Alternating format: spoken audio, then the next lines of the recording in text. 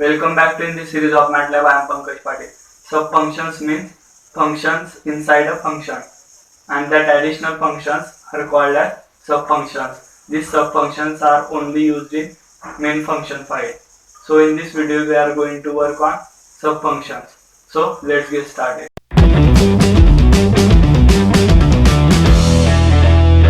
So as I said previously, subfunctions are more than one function in function file. So now let's start. Let's create new script, and here say function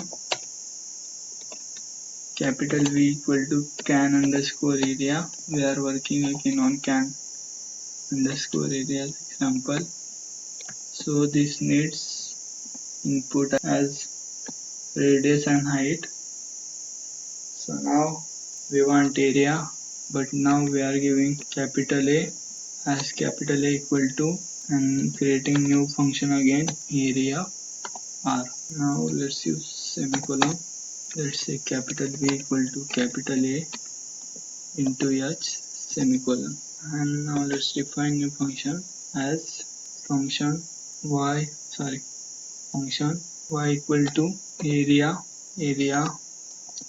of R. Now let's say y equal to pi into R square and semicolon. Now let's save this function with name can underscore area. Let's say OK. So while working on subfunction, you are creating this function like this. Now if you are creating this function like this, you are also one way to create new function file and use call that function in this function file. You can also use that way, or you can do like this. So like this we made one function inside a function, so it is subfunction. Means this area is subfunction of can underscore area. Now let's run this. So let's say can underscore area 10,10 like this. That gives output. Now let's say area of 5. So this doesn't give any output. So nested function means nested function is defined within another function, or you can say it as inclusion function.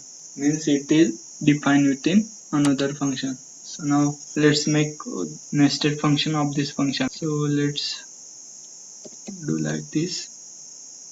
So now this function is defined within can underscore area function. Now let's say y equal to area, and this ends like this. So this function is defined within this function, so it is enclosing in it. Now let's save this, and let's say can underscore area 10, and enter. So like this gives output.